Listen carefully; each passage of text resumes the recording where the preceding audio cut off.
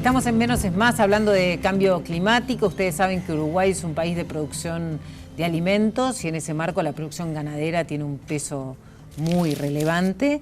De hecho, nuestro país tiene 4 vacunos por habitante, capaz que después me corrigen. Pero bueno, esta condición de país ganadero supone que Uruguay tiene un gran desafío en el marco del cambio climático porque, como ya dijimos, a partir de la producción de ganado se produce uno de los gases de efecto invernadero importante como el gas metano, y de alguna manera Uruguay entonces tiene un compromiso de reducción de ese gas metano y es lo que va a llevar también a esta cumbre de París, donde se van a establecer nuevos acuerdos.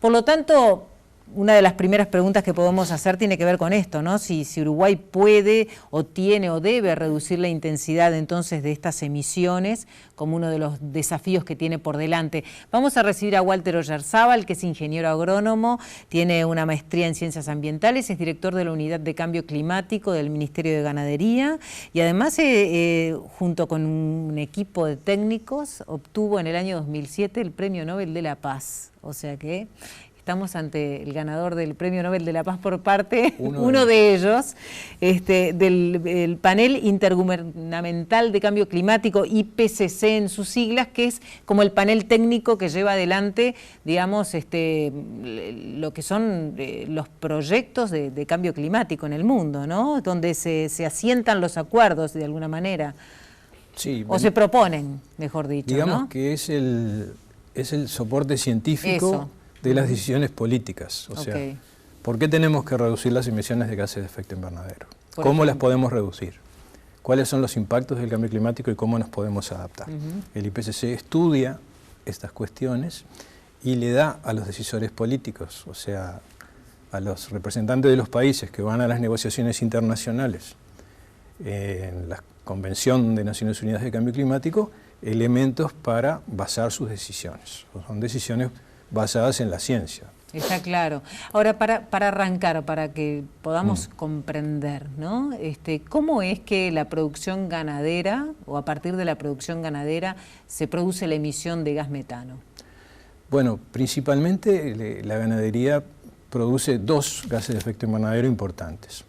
Uno es el metano y otro se llama óxido nitroso, menos conocido que el metano, pero que también hace un aporte significativo en todas las emisiones de gases de efecto invernadero de Uruguay. Alrededor del 33-34% de todas nuestras emisiones son de óxido nitroso y alrededor de un poco más de 50 y pico % son de metano. El metano se produce como un proceso natural, principalmente en el estómago de los vacunos o de los ovinos, de los rumiantes, o sea, de los animales que se alimentan en base a pasto. Claro. Se produce un proceso de digestión que tiene como un subproducto la emisión de metano. El animal eructa el metano, claro, y el metano se va a la atmósfera y tiene un cierto poder de retener el calor que emite la Tierra como resultado de la incidencia del Sol. Y entonces contribuye, junto con el anhídrido carbónico, que es por lejos el principal gas de efecto invernadero, y que resulta de la quema de combustibles fósiles como carbón, petróleo, gas natural, o sea que cerca del 80% de todos los gases de efecto invernadero son anhídrido carbónico. Y ese es el principal responsable del cambio climático y no el metano de la producción vacuna. Claro. De todas maneras, en Uruguay sí. En Uruguay es el sí, que tiene más es peso, el gas ¿no? más importante. En realidad, tanto el metano como el óxido nitroso son por lejos los principales gases de efecto invernadero en un país de 3 millones de habitantes, pero como tú decías, de 12 millones de vacunos, claro, 8 millones de ovinos. Entonces somos un caso raro a nivel internacional. Por lo tanto, teniendo en cuenta, digamos, ese aporte que hace Uruguay, que ya dijimos de alguna manera, a grandes rasgos, que no significa a nivel global un aporte importante. No. Pero de todas maneras, Uruguay tiene compromisos con el desarrollo sostenible y compromisos éticos. Entonces, ¿cuál sería el camino de la reducción de esas emisiones, del control de esas emisiones? Claro, bueno, estas emisiones están asociadas a la producción de alimentos. Y nuestro país es un país de base agropecuaria. Su economía en buena medida descansa sobre el sector agropecuario. El mundo cada vez demanda iba a demandar cada vez más alimentos. Esperamos tener 9.200, 9.500 millones de habitantes en el 2050. Algunos han calculado que de aquí al 2050 vamos a producir más alimentos que en toda la historia de la humanidad acumulado hasta ahora. Es decir, eso da una idea de el volumen enorme de alimentos que se van a producir. Ahora, hay que mitigar el cambio climático, hay que atacar las causas del cambio climático, pero no se puede hacer a expensas de la producción de alimentos. Las soluciones principales pasan por el cambio de energías renovables. Sí. Y en el caso del sector agropecuario, ¿cuál es la contribución que puede hacer un país como Uruguay? Lo que puede hacer es producir alimentos que cada vez tengan menos intensidad de emisiones. Es decir, que por cada kilo de carne que exportemos, o cada litro de leche, o cada unidad de producto, cada vez sean más limpios, o sea, tengan menos emisiones necesarias para producir ese kilo de carne. Eso no significa que Uruguay pueda reducir sus emisiones en términos absolutos, porque si cada vez vamos a producir más alimentos, en el mediano plazo, en el larguísimo plazo puede haber alguna solución tecnológica, pero actualmente no hay alternativas para que las vacas no produzcan metano. Pero sí hay alternativas para que, mejorando la calidad de la comida, produzcan más kilos de carne con las mismas emisiones. Entonces, cuando uno hace la cuenta y divide las emisiones, si tiene más kilos, va a tener menos emisiones por kilo de carne. Claro. Eso ya lo hemos logrado. ¿Y en qué áreas lo han logrado? ¿De qué manera? Y principalmente por la mejora de la productividad en kilos de carne por hectárea, por la mejora de la calidad de la dieta de los vacunos. Nosotros que hacemos en el Ministerio de Ganadería el inventario de las emisiones de gases de efecto invernadero, hemos verificado que por kilo de carne producido, si comparamos 1990 con el año 2010, hemos reducido 25% nuestra intensidad de emisiones. Entonces, esa es nuestra contribución voluntaria, porque hay que recordar que no todos los países tienen el mismo grado de responsabilidad en el cambio climático. Los países desarrollados, o lo que se conoce como los países del anexo 1 de la Convención, son por lejos los principales responsables por la acumulación histórica de emisiones en la atmósfera. Entonces, ellos son los que tienen que llevar el liderazgo. Y son los que realmente tienen que hacer un esfuerzo muy significativo en reducir sus emisiones. ¿Y cuál sería el compromiso entonces de aquí al 2030, por ejemplo, ¿no? Creo que es la fecha que se está proponiendo, sí, digamos, como plazo para poder reducir emisiones. ¿Cuál es la meta de Uruguay en cuanto a esta proporción de producción por kilo de carne? Bueno, nos estamos planteando para la producción de carne vacuna una meta de reducir 31% la intensidad de emisiones comparando 2030 con 1990. O sea, es una mejora muy fuerte comparando con cómo era nuestra situación en 1990.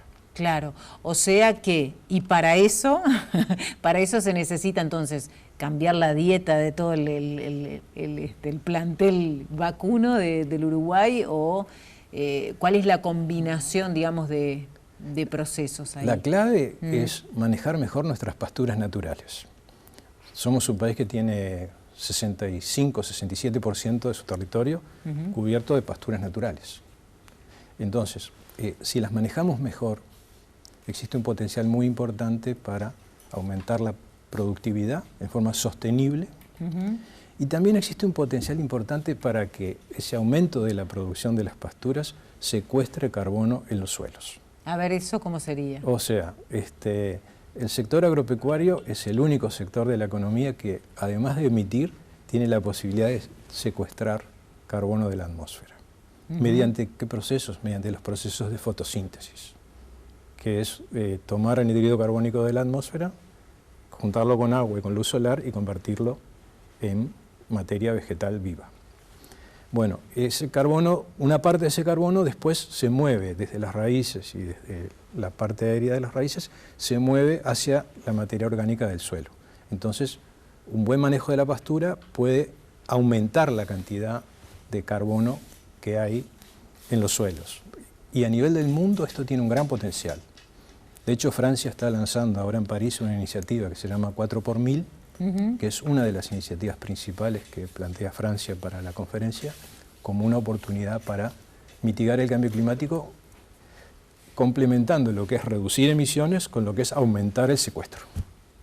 Ajá, y eso va en consonancia con lo que decís tú, entonces. ¿Cuál sería, qué sabés sobre esa propuesta que tiene Francia, entonces? ¿Cómo sería? Esa propuesta, Francia dice, bueno, el mundo tiene este potencial, sí, y lo cuantifican, y los países pueden trabajar para convertir ese potencial en realidad. Nosotros, a través de esta propuesta de una intensificación sostenible del uso de las pasturas del campo natural, pensamos que tenemos una oportunidad importante para aumentar el secuestro de carbono en el suelo. Y eso además mejora la fertilidad del suelo. Y además mejora la capacidad de almacenar agua en el suelo. Un suelo con más materia orgánica es más fértil. Un suelo con más materia orgánica almacena más agua. Y eso nos hace a su vez más adaptados a los episodios de sequía. Y tú decías que qué porcentaje del territorio entonces tiene pasturas adecuadas. Cerca de números gruesos, 10 millones de hectáreas, de los 17 de los 17 que tiene el Uruguay. Y toda la cría vacuna se da a ese nivel. Entonces, natural. ¿qué falta? El resto de los 7 millones, no, porque hay otro tipo de plantaciones, ¿o cómo sería? Bueno, en una parte de esos otros 7 millones hay plantaciones de árboles que también secuestran carbono y que es parte de la contribución que Uruguay está haciendo hacia los objetivos de 2030. Estamos hablando de las hectáreas forestadas del Uruguay. Las hectáreas forestadas del Uruguay. Las nuevas que se van a forestar de aquí al 2030, porque las anteriores están empezando a estar en equilibrio entre lo que se corta, que emite, y lo que secuestran las que se plantan en el lugar de las que se cortan. Pero las nuevas que se van a plantar van a ser una contribución significativa, que al 2030 van a ser más lo que se va a secuestrar en esas plantaciones que el CO2 que se emite por la quema de combustibles, por ejemplo. Ajá. O sea que todo indica que Uruguay de aquí al 2030 puede llegar a un buen equilibrio en cuanto a la emisión y el secuestro, digamos, Ahí ¿no? está, en cuanto a la emisión y secuestro. La emisión y secuestro. Puede llegar a un balance interesante. Y eso es de alguna manera lo que Uruguay va a proponer ahora en la Cumbre de París, en esta conferencia mundial donde se van a establecer límites. Y con esa propuesta Uruguay se siente sólido en cuanto a poder defender el argumento de seguir produciendo alimentos de esta manera. Claro, exacto, seguir produciendo de esta manera. Por un lado más limpios y por otro lado con actividades agropecuarias que secuestran carbono. Entonces, una parte de lo que emitimos también lo compensamos secuestrando. Está claro. Por lo tanto, es un modelo de producción bastante sostenible y desde el punto de vista climático que muestra una amigabilidad hacia la mitigación del cambio climático mucho mayor que otro tipo de sistemas, por ejemplo, los que deforestan para hacer ganadería, como ocurre en muchos países, en algunos países del mundo, algunos muy cercanos a nosotros. Claro, Brasil, por ejemplo. Brasil, por ejemplo, ¿no? Y valorizando un recurso natural del país que es el campo natural, que es muy biodiverso, y esa biodiversidad le da una característica de ser más resistente a las fluctuaciones climáticas, porque hay muchas especies muy adaptadas por siglos y siglos a condiciones de variabilidad climática, de periodos de seca, más húmedos, menos. Entonces, tenemos ahí una herramienta muy potente para enfrentar escenarios futuros de mayor variabilidad climática. Bien, o sea que una duda que se me generó ahora, algo que se cuestionó tanto en la década del 90 como fue el impulso a la forestación, hoy podría ser o está siendo en los últimos tiempos algo que está jugando a favor en este nuevo escenario climático, ¿o no? Bueno, lo que pasa es que... o no se puede vincular una cosa con la otra. Claro que se puede. Lo que ocurre es que cuando uno analiza el impacto ambiental de la forestación, no solamente considera el clima, también considera, por ejemplo, el impacto en el ciclo hidrológico, el impacto en la biodiversidad. Por ejemplo, claro. Entonces, desde el punto de vista de mitigación de gases de efecto invernadero, hay un impacto positivo. Bien. Desde el punto de vista del ciclo hidrológico, dependiendo de qué superficie de una cuenca se foreste, puede haber impactos realmente negativos en el rendimiento hidrológico de la cuenca, es decir, que de lo que llueve es menos lo que escurre y alimenta ríos, arroyos y fuentes de agua. Entonces, la forestación puede sacar una buena nota en carbono, pero a lo mejor no saca buenas notas en otras dimensiones. Muy bien. Hacemos la pausa, a la vuelta hablamos de otro de los aspectos que se están trabajando en el Ministerio de Ganadería, que tienen que ver con cómo los productores se adaptan también a ciertas variables climáticas que ya están afectando la producción en nuestro país. Enseguida venimos. Con gusto.